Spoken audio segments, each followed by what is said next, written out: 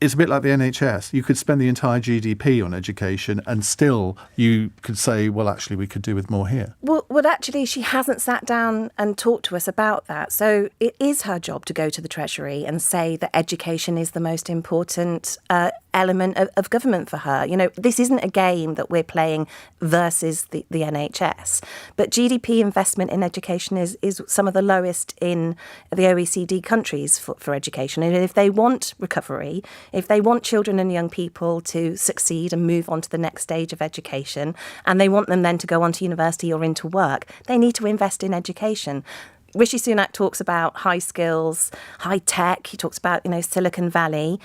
But the reality is the majority of young people are being taught IT by a non-IT specialist in a computer room with aging technology that takes a long time to boot up, if they've got that at all. So, they have to think about what they're saying in the House of Commons, what they're saying on press conferences, and actually what they're doing for education.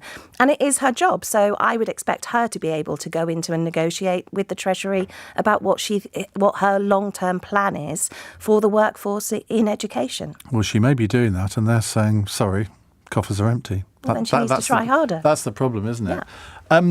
I was talking to a friend the other day who's roughly the same age as me. We were talking about our school days when I remember that we were told that the teaching staff morale was at rock bottom, that there weren't enough books and all the rest of it. And yet here we are 40 years later having exactly the same conversation. Why is that? I think that is because there's a cycle of investment in education and it hasn't been consistent. So, when I think back to my beginning of my career, that I didn't think that there was a huge amount of money. I didn't think there was a huge amount of investment. But when I compare that to what there is in my last year of my teaching career, it was very different. But one of the biggest things that was different at the beginning of my career was time. I had much more time and smaller classes to be able to spend time with the students, going back over things or enriching their curriculum. And teachers are saying that they are particularly time short at the moment, and that class sizes are growing. So the more assessment you're doing, you're teaching to the test, you may be teaching out of your main subject, teaching your second subject more than you thought you would be doing. And that is all causing intense workload issues for education staff. Well, lots of texts and tweets coming in. We'd like your phone calls as well. 0345 6060 973 if you have a question for Niamh Sweeney. Golden on Twitter says, hi Iain Dale, why isn't the main most nominated candidate, Daniel Kebede, invited with Niamh onto the programme? Well, we did invite him and he declined the opportunity to come on. You can't force people to come on the programme. I did interview him about, a couple of months ago, and actually was rather impressed with him. I thought he was a very, very articulate person, so I'm very disappointed that he hasn't come on tonight. But there we go. But if you'd like to put a question on any aspect of school education to Niamh, it's just schools that you're schools, covering. Colleges As well. I think sort of when you get to the adult education sector, there's so much to talk about that. I don't know whether you cover that, but anyway, give us a call, 0345 6060 973. If you can't call, you can text 84850, or you can ask a question via Alexa. Just say, Alexa, send a comment to LBC and type in your question that way. You're listening to LBC. It's 16 minutes past 8. LBC.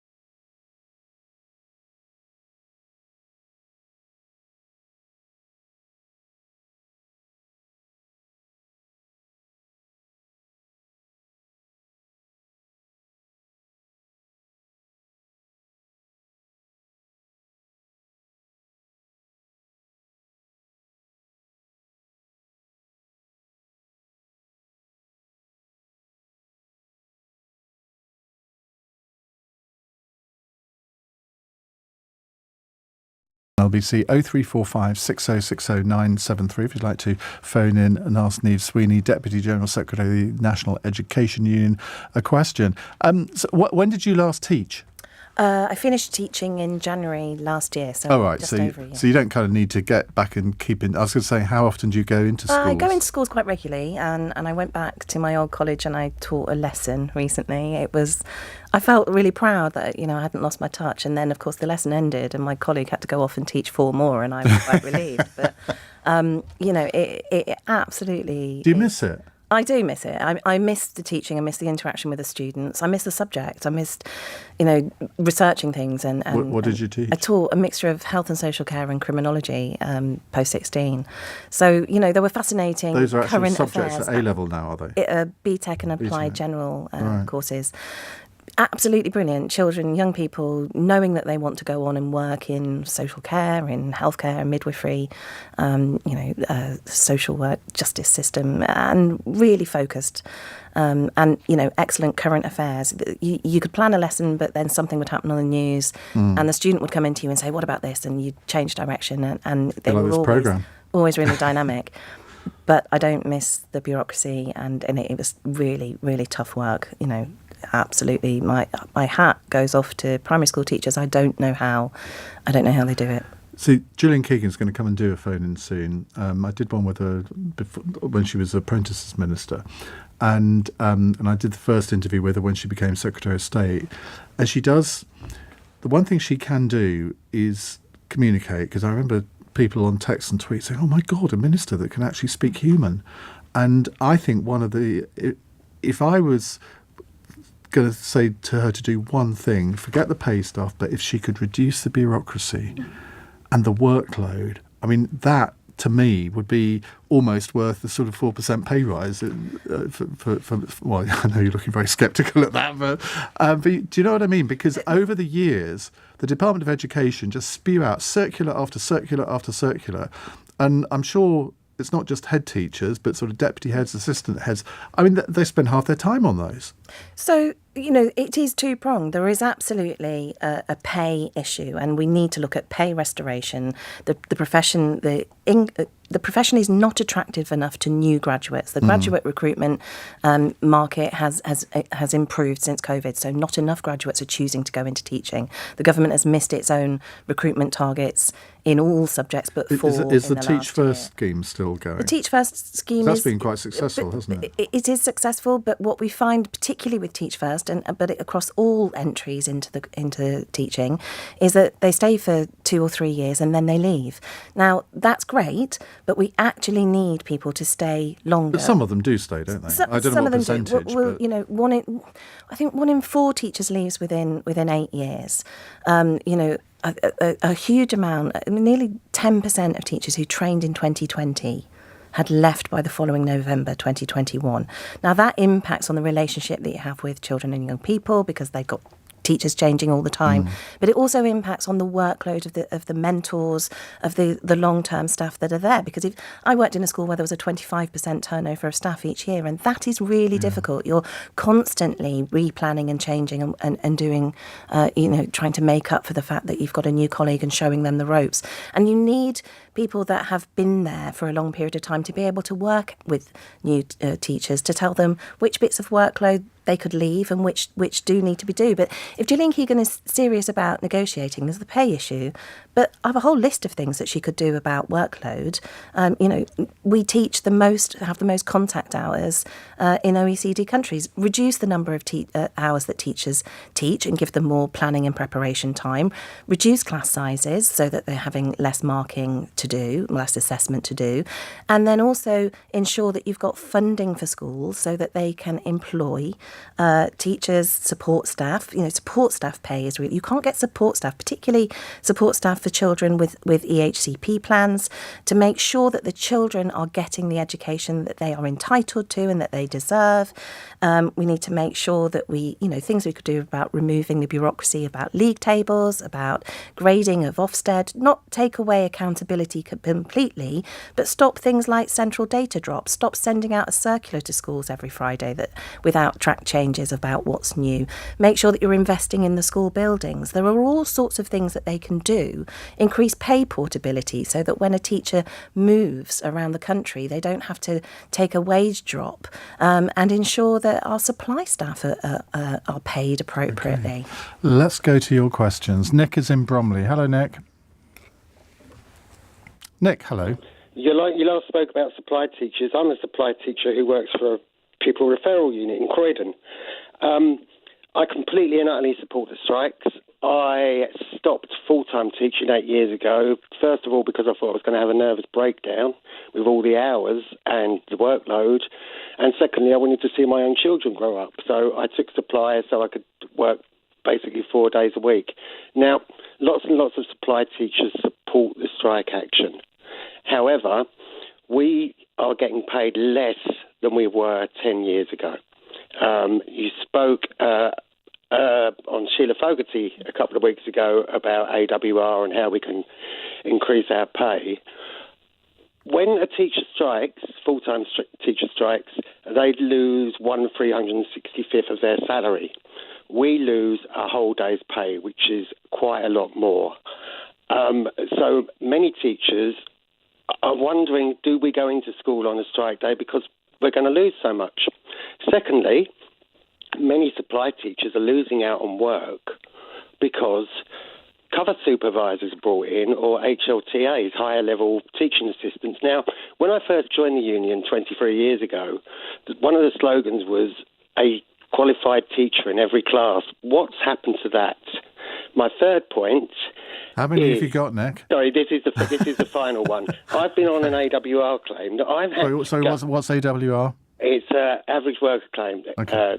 So if you've worked for 12 weeks, over 12 weeks, for a company, you can claim the same as anybody else working there. Now, I've worked for the same school, for the same agency, for 6 years. I put in an AWR claim. The union said they couldn't help. I went to other members of the union who are part of the National Supply Teachers Network, and they've actually, there's a group of 6 of us, they've actually managed to secure £18,000 from one of our people, where the union said they didn't have a chance. Some of it is still going through. The network have actually got over £100,000 for teachers, where the union said they didn't have a claim. Will the union get a supply unit in and use the expertise of people in the National Supply Teachers Network who are all NEU members? Right. That's a challenge for you there. Sorry, it was a long one. No. It's really interesting points. There are 3 things in there, and I think what Nick talked about that burnout, that feeling of, needing to see your own children, about, the workload absolutely impacting on your mental health, your physical health and your family life, is something that lots of teachers recognise. What we have to do, that I think as an approach to this, is working out. I think everybody thinks that teaching, because it's school hours, is flexible. I think they think that it is supportive of, reduced hours, of flexible working, of part-time working. And actually what many teachers report is once they go to part-time, they're working unpaid on their day off to do their preparation so that they can have a weekend. So we absolutely need to address those workload issues and ensure that that teachers who are under pressure or have ill health, many teachers talk about going onto supply because they have a disability issue and the school is not dealing with that appropriately. We need to ensure that as a union we are supporting those claims so that we can keep people in the profession. The thing about supply and the agencies, it is really difficult. We can't negotiate with the agencies, and schools are being ripped off, like many areas of public sector, services, with agencies taking off a slice from the top. So the schools pays the agency, and the agency only pays a certain amount to the teacher working, and that's part of the. What would that typically be? What percentage do they take off the top? I don't know what that would be, but teachers on supply are also not getting paid their qualification rate of where they would be on the pay scale. So they might only be offered an M3, a main scale 3 a wage for the day when they are more experienced. What we would like to see is more schools having the ability to, and more local authorities having their own lists of supply teachers, that agencies are not doing that, not ripping off schools. But isn't that something and where doing your that. union could step in? You could actually start an NEU sideline, couldn't you? If schools are being ripped off, you could do a sort of ethical agency. Well, it'd be difficult then that we'd be the union and the employer. That would be something. Perfect. Well, in many schools, what you do find is that head teachers have their own list, they have their own supply. They do also employ their own cover supervisors and HLTAs. And then you do have an issue where a HLTA might be employed to prepare, to deliver a lesson that's been prepared by another teacher, and they're not being paid the rate to do that. Nick, you raise your own personal casework issue that I don't know about and I'm not going to be able to answer here. The supply network support many members, or let us know that they support many members who are either members of the NEU or other trade unions. We haven't accepted their proposal to employ a member of the supply network because that's not how our structures are formed. We're a member-led organisation.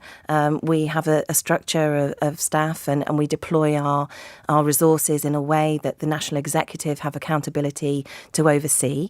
But, we have done a lot of work with members from the supply network and with other members of supply and our executive. We have excellent members on our National Executive who are supply teachers, absolutely talking about the issues that they have, and where possible, absolutely a school or college leader where somebody has been in post for the length of time that Nick says, absolutely should be moved to a temporary contract or a fixed term contract. That is it's not good for the school finances and it's not good for the member of staff either.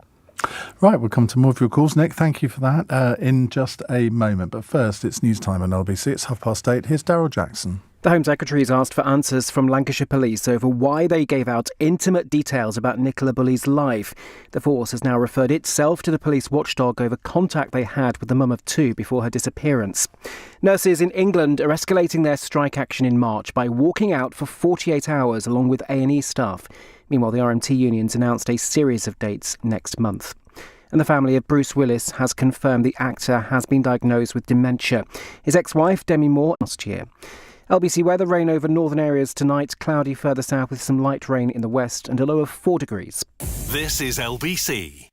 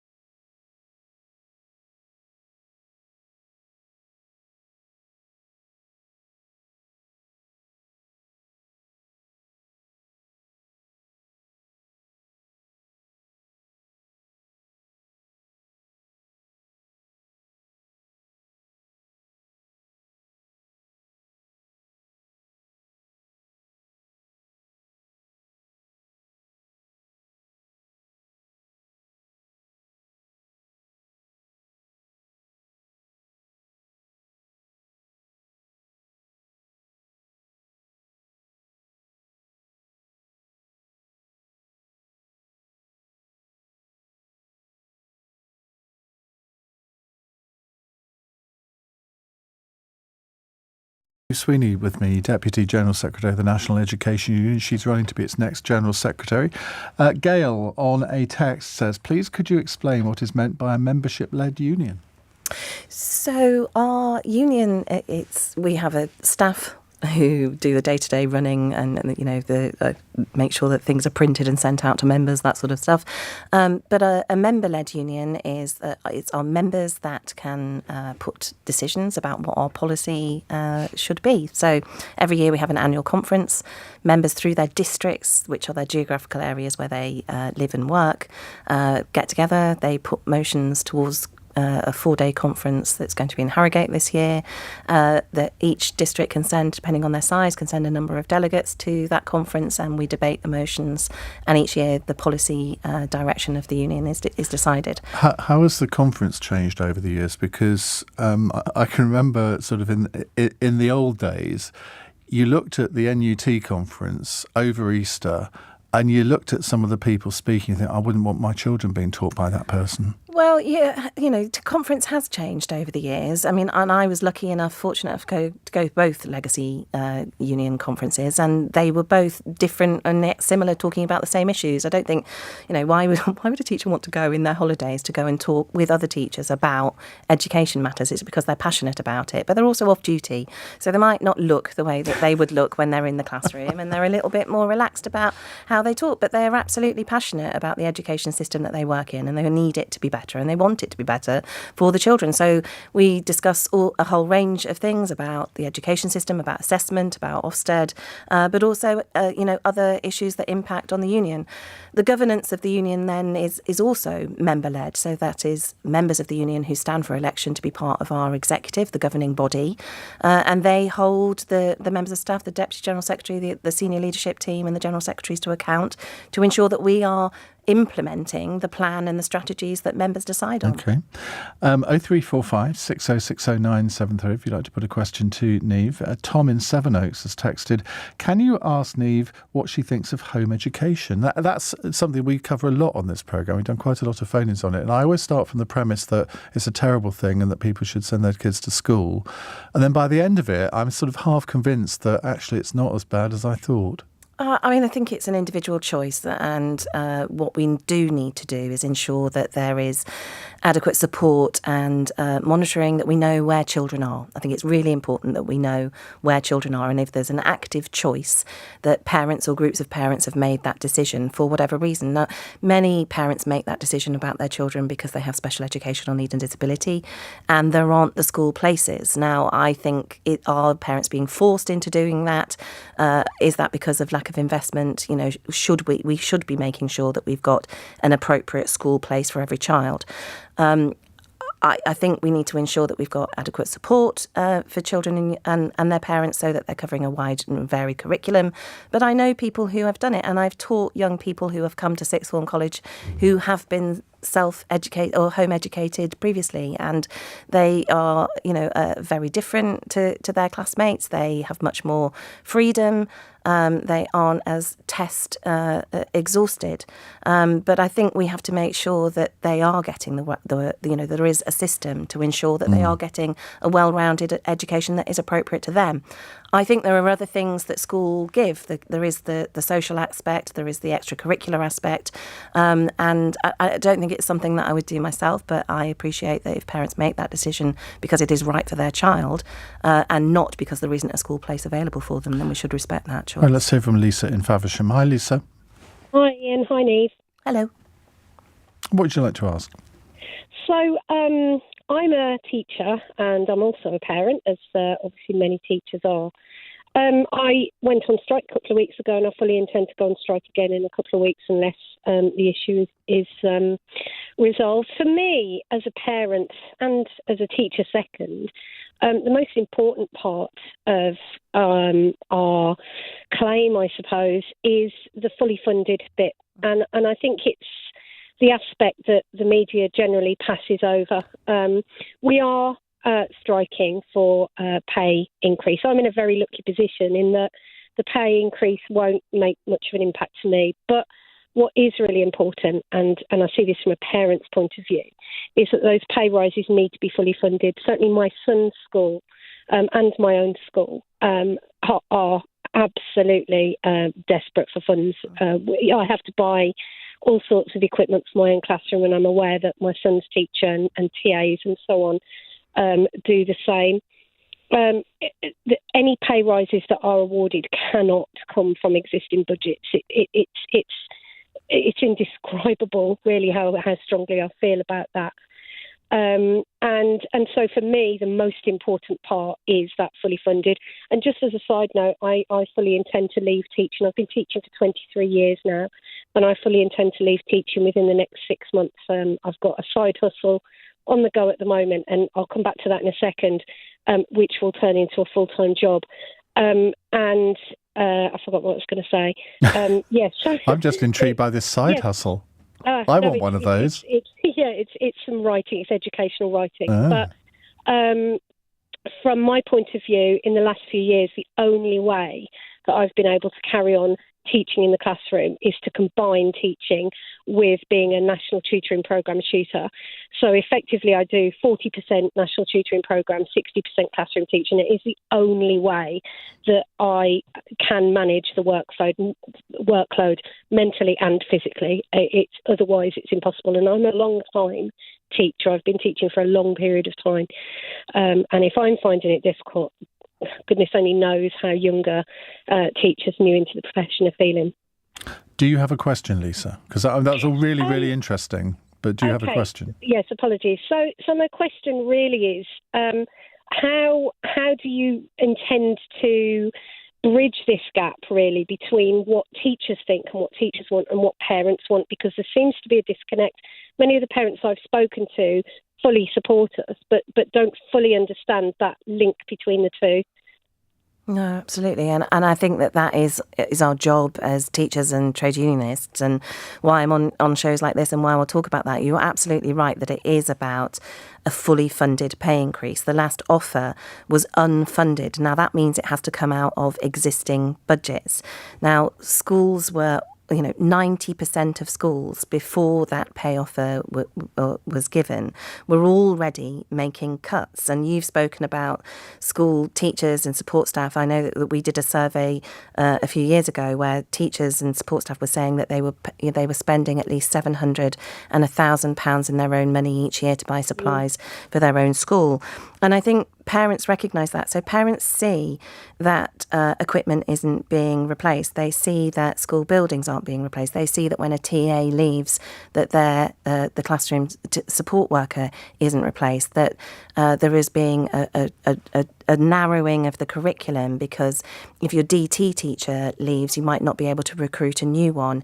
I've heard stories about dance lessons being taught in a classroom by a non-dance specialist and the dance studio being used for exams, because you're making use of the buildings that you've got. But I was talking to a head teacher yesterday that even with the £2 billion and the support with fuel that schools have had over the last couple of months, that he sat down over half term to do, relook at his budget and thinking about food and fuel and other costs that have arisen in his school, that he's now projecting a 10% deficit budget. So, we absolutely have to ensure that there is enough per pupil funding, but also additional funding going into schools so that we can reduce our class sizes, so that we can recruit new teachers into the classroom, and so that we can provide a varied and rich curriculum. Music, art and drama, IT, all of those subjects are becoming narrowed, and they shouldn't be the privilege of people that can afford to do them outside of school. I think parents hear us when we talk about, when you speak to a student who's doing their GCSEs this year, and you ask them how many maths teachers they've had in their school career, they will probably say 4, 5 or 6. You ask them whether they're being taught science by a science specialist or whether they're being taught geography by a geography specialist. These stories are real for parents, and parents recognise that. And we talk to parents, and I was talking to parents on the picket lines and on the demonstration last time on the 1st of February, and they were saying that they absolutely support us and they want the best for all children, they want the best for their child, and that they recognise that the lack of funding and investment in education is having an impact on their child's education. But what about the argument that if you are taking your GCSEs this year you will have only had one full year of proper education in your secondary school career because of COVID and other strikes. Does that not sort of make you think, is this really the right way forward? I mean, if the strikes we've got a question here from John in Cardiff saying, how long do you foresee the strikes lasting? Well, at the moment, I mean, given all the other strikes that are going on in the economy, there doesn't seem to be any glimmer of light that any of them are going to be solved in the next few weeks. This could really damage some children's education. But I think teachers and parents recognise that COVID had a long-term impact and will continue to have a long-term impact on children, whatever age and stage of education they were at when lockdown happened and education moved remotely or for some in school. That will have a continuous impact on children, particularly if they're not being taught by a subject specialist. So, I know children being taught chemistry by a non-chemistry teacher and they've got their exam this year. But this year's students are not having any exam concessions made for them because of COVID, and that isn't right. So, the government needs to think and recognise COVID isn't over for those young people. There are young people taking their exams next year who have suffered bereavement, who have suffered anxiety and suffered isolation, that actually we need to be thinking, are the exams just going back to what they were pre-COVID? Is that the right thing for the government to be doing? Shouldn't we be putting in more support? Shouldn't we be putting in more support with counsellors and mental health support for children and young people? We've got so many children and young people in our schools from primary right through to secondary who are on a waiting list for CAMHS because there are no support services in their local area. And schools pick up all of those pastoral care issues on top of everything else that they're already doing. So that, it absolutely has to be investment in the next generation. And I don't understand a politician that wouldn't want to invest in the next generation. If you have a generation of young people coming through education who are fit and well, have good mental health, are able to make good decisions about money management and career development, then they're going to be flourishing citizens in the future. But if you've got too many children who are not getting a healthy, balanced diet, that are living in poverty, who are not having access to art, music, drama, things that bring them joy in their curriculum, or being able to take part in sports activities, then we're going to end up with a population that is unhealthy and unfit for work. And so you've got to think about the next generation, and there's nothing better than investing in a good education system for those young people now. Well, Lisa, love to hear more about your side hustle, but we're running out of time. John on a text says, Iain has more side hustles than Branson and Musk combined. Fact. It's true. 8:47. LBC.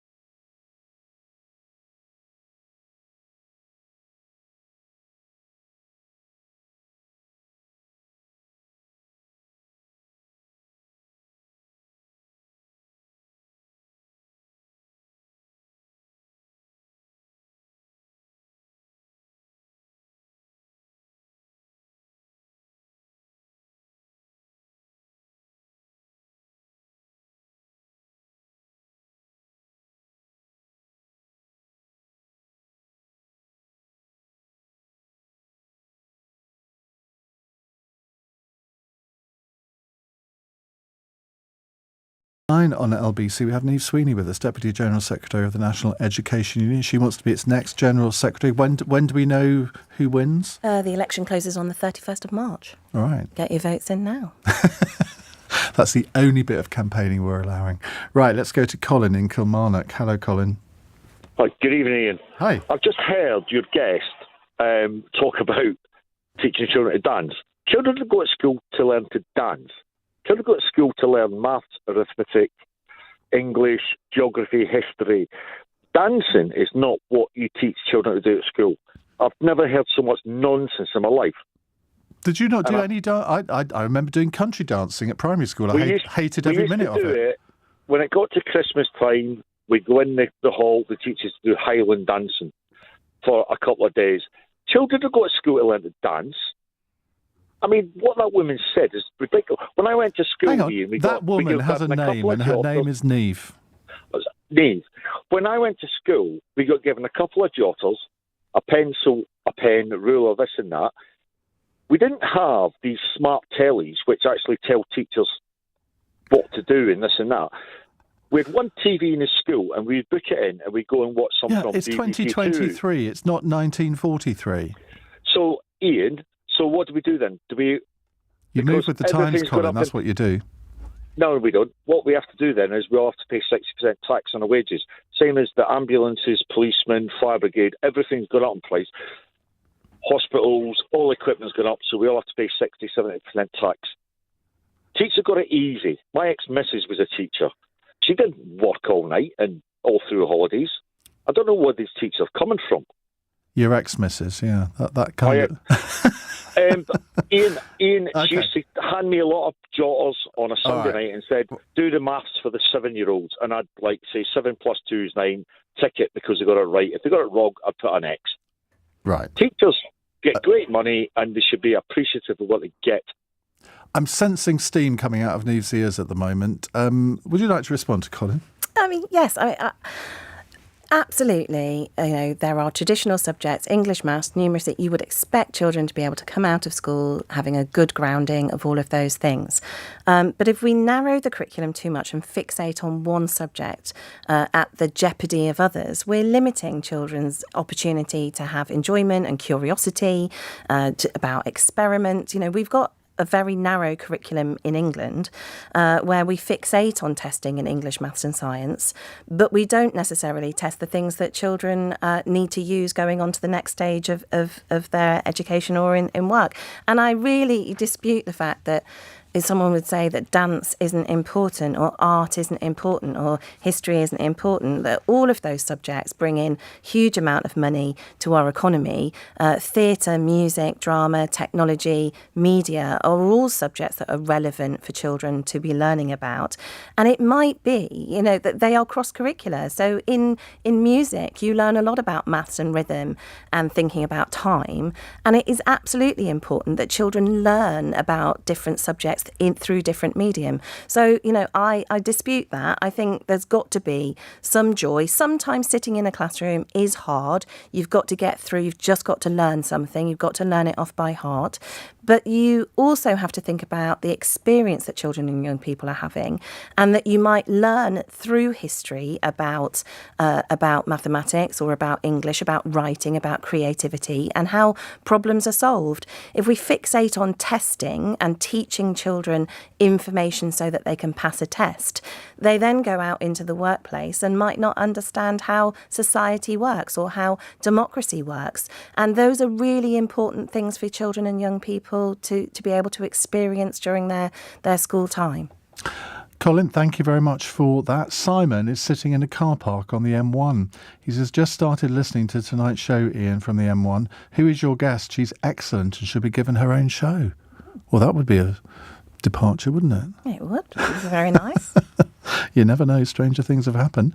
Right, let's go to text. Why on earth are head teachers in charge or responsible for the budget and maintaining schools? Surely that should not be their concern, says an anonymous texter.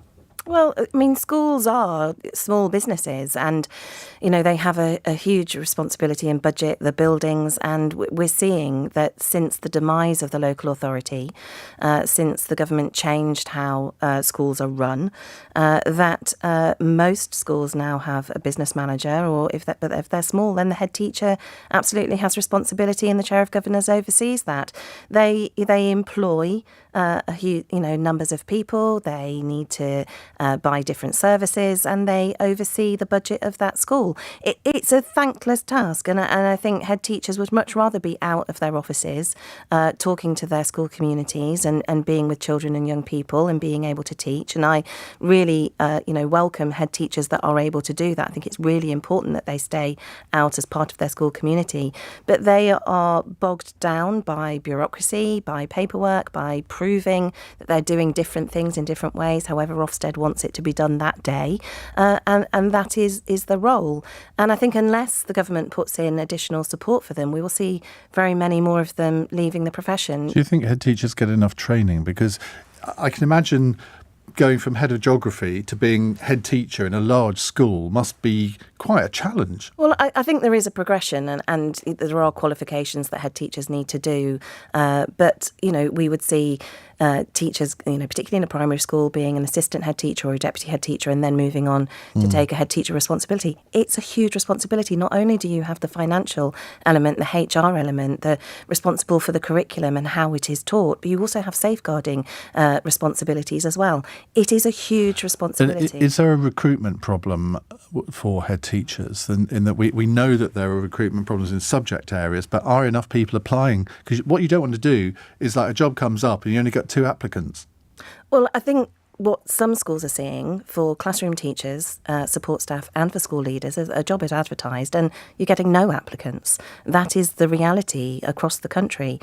Head teacher vacancies are up 14% on this time last year. And when I speak to deputy heads or assistant head teachers and I say to them, are you thinking about progression? Then the answer is no. We are seeing head teachers leave. They kept schools going during COVID. They've kept them going during a funding crisis, and now they are finding it extremely difficult again. And, nobody wants to become a leader in a school to make cuts. Nobody wants to make a cut to a provision or a subject. No one wants to make cuts to support staff, and no one wants to make redundancies to someone who might have been their former colleague that then will have an impact on the education that children are provided with. Justin says, I'm not a Tory voter, but I really rate Gillian Keegan. She comes across as competent, kind and human, a rare hat trick for a cabinet member. I suspect she has sympathies with some of the NEU's demands and that her hands are really tied by the Chancellor. He finishes off #VoteLibDem. Is that your suspicion, that she's actually understands what you're asking for? I'm not sure she does. I think she speaks very eloquently about some of the issues that we're facing, but I am not sure that she really does understand the workload pressures. The government has said that it would publish its own working lives of teachers survey that back up our information and our surveys that show that pay and workload is a real issue. We still haven't seen that. And I'm not sure she has enough of a handle on the workload issues to put a good plan in place. There is no workforce plan coming forward. What is her plan for the profession? What is her plan for education in the next 18 months? And it is her job to take that plan to the Treasury and to fight for it. OK, Niamh, that's our time up, I'm afraid. Thank you so much. Hope you've enjoyed the hour, taking calls from our listeners. And we hope to see you again soon, and good luck in the election. That's Niamh Sweeney, Deputy General Secretary of the National Education Union. Now, as you know, there is nothing I like more than a phone-in that contains the word vegan in the question that I'm going to ask. Well, today, Therese Coffey, the DEFRA Minister, remember, that stands for Food, Rural Affairs, Environment. She is in America speaking to the National Association of State Departments of Agriculture Winter Conference in Washington. She's told them, don't worry, I'm not going all vegan and vegetarian on you. Meat is still very much on my dietary plate. Is it still on yours? Because there is mounting evidence that many people are turning